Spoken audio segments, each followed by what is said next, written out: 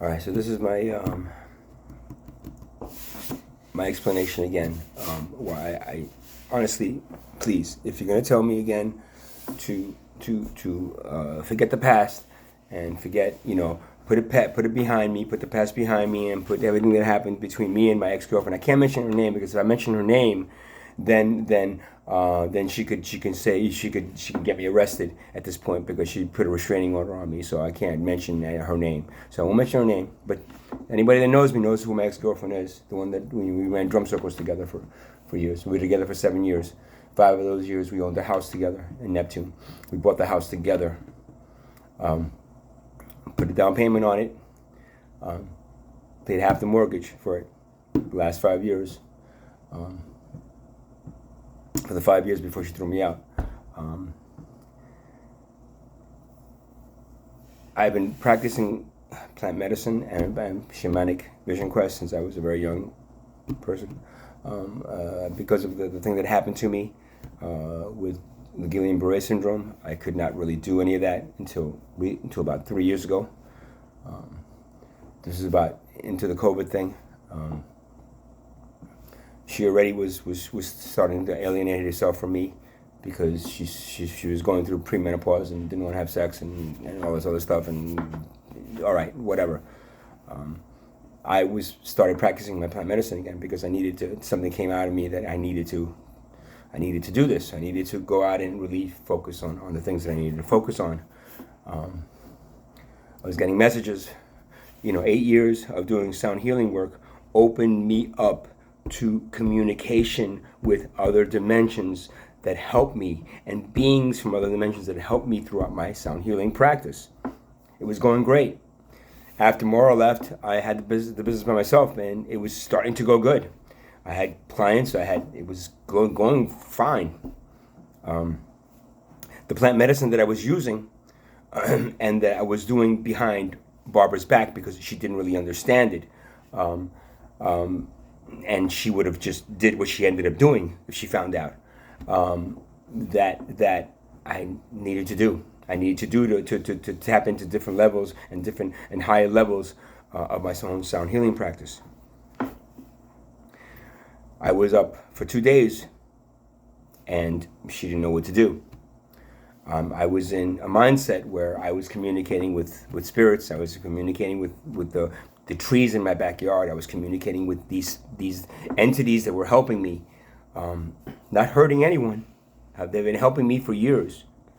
I don't attract negative beings and negative entities. These are all positive, angelic type, what you consider angelic type beings. She didn't understand what was going on, and she assumed that the worst, as opposed to finding out from me and actually talking to me. I tried to explain it to her, and she didn't want to hear it. She thought I was going crazy, which I wasn't. This is me. I'm a shaman. I've been a shaman in past lives, many past lives. In this life, I was at a younger age, and then it threw me off, and then a marriage, and then another, a few other relationships threw me off of it. So I was there, and I was doing it, and she didn't understand. So instead of talking to me about it and figuring out, she called this person that I knew, David Ziegler. I had done some shamanic work with him, and he whatever, considered him a friend, which I don't anymore. He convinced her, and both of them together decided to call the crisis squad on me. So I was in my backyard, 2 days up, doing a vision quest, and all of a sudden I was surrounded by 6 police officers, and they called someone from Monmouth, a woman, and she then started asking me some questions, and based on my ex-girlfriend's, scratch that name. It's not that. It's not really. Based on that name, based on that, her telling the nurse from Monmouth psych ward that I was having an emotional breakdown because she broke up with me, and we were breaking up, and whatever it was. That's what the woman believed that it was. So from that point, she took me.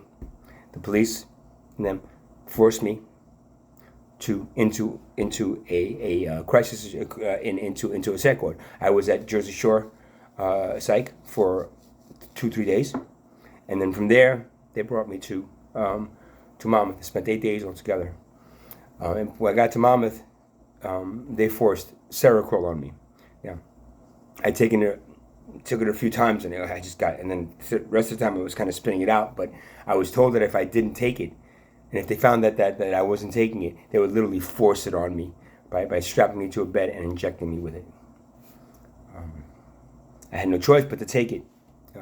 Some of the times I threw it out, I spit it out, but those are the only times I could have. So what seroquel does is completely turn off my creativity. Turned it off. I was a vegetable for the rest of the time there until I got out. By the time I got out, I went back to the house that we bought together, that she failed to put me on the lease for. She said I couldn't afford. Excuse me, my credit wasn't good enough to be on the mortgage. So she said, "Oh, I'll put it on the mortgage. You just pay for half everything, and I promise you that I'll put you on the lease." And we both agreed that if something ever happens between us, we break up, we sell the house and divide the equity in the house. When I got back there, she said, "No." I said, "I'm not leaving until we sell the house. If you want to throw me out, that's fine, but we have to sell the house because that's what we agreed upon." She said, "Nope. I'm gonna ask you to leave, or I'm gonna call the police and have you forcibly removed." So at that point, I had to pack my stuff the next day and get out of that house.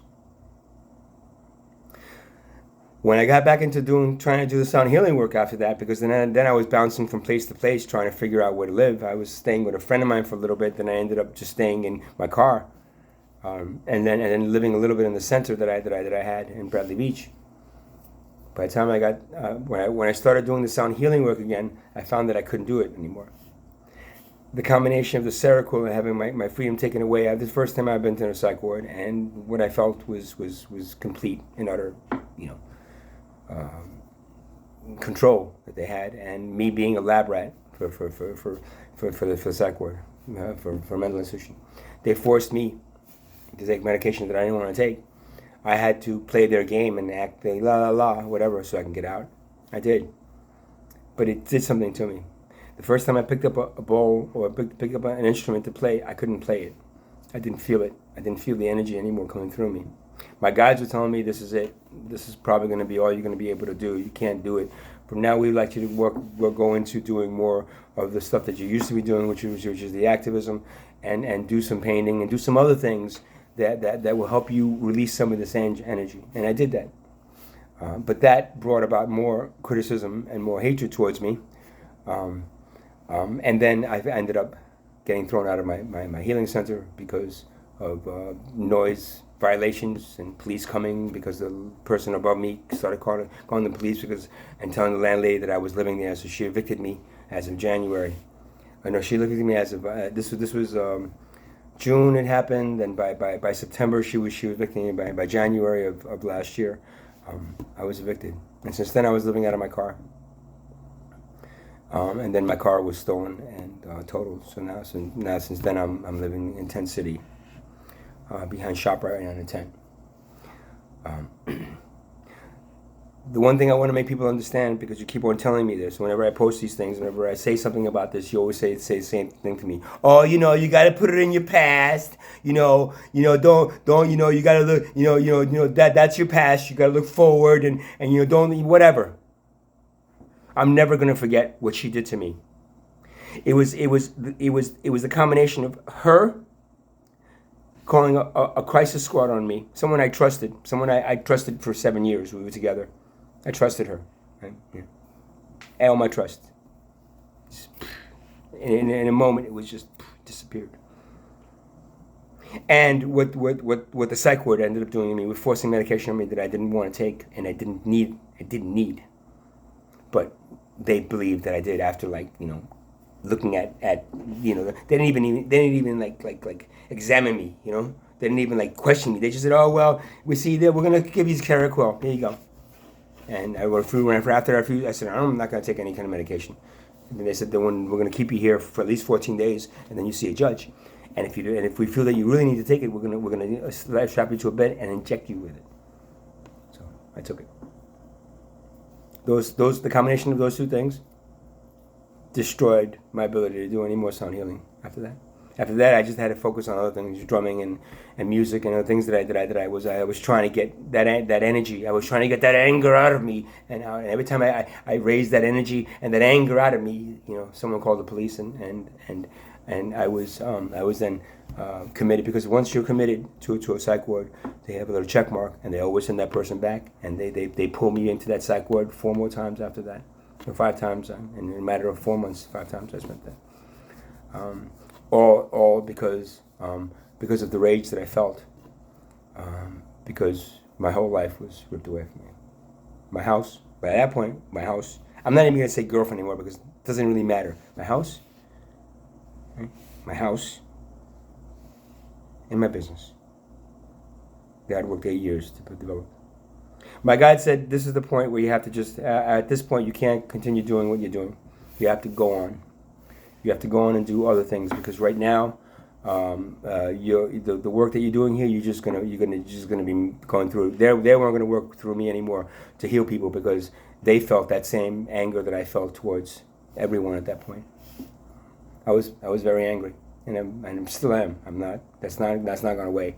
The anger that I felt towards my ex-girlfriend, they'll never go away. She ruined my because of her lack of understanding and lack of caring enough to actually communicate and talk to me about what I was doing, and the lack of trust she had in me as a boyfriend for 7 years. Lack of trust that she had in me, and actually listening to what I was saying and understanding that I'm not going crazy. What's going on here is that something in my DNA is being activated, and I have to continue doing this work. Now, all this work that I've been doing now, videos, I could have been doing that in my backyard. I could have been doing it while I was doing my sound healing work. That's what I was doing up until the point that she called the crisis called on me. But at that point, my lack of trust and my lack of belief in anything that I was doing, healing people, just went away. So please, when you watch this, and you think to yourself, you should just put it in your past and go forward with what you're doing, and just think about the future, not the past. The past is right here in my head. The things that happened to me 2 years ago, a year and a half ago, are right here. They have not gone away, and they will not go away. Unfortunately, I know myself. They will not go away. And I can make it believe they're going away and try to be happy and do some dancing or something, but they're never going to go away. Because at that pivotal point in my life, I could have been doing a lot more than I am right now. I'm on the street. I'm homeless. Yeah, I'm feeling all this energy of all these other people around me. But the work that I could have been doing then, in that direction, was altered. And my guide said, okay, well, it was altered, so we'll work with you to make it work this way, because this way it's going to work. But no matter what, I will never forgive, and I will never forget. My ex-wife actually tore me into little pieces because she was an alcoholic, and she destroyed my life when we broke up. Her I forgave, because you know what? It was the alcohol, and she couldn't handle it, and I couldn't handle her being so aggressive and so mean. I forgave her. This woman, my ex-girlfriend, I will never forgive her, because no matter how sweet and nice and pretty she seems, she's not. She's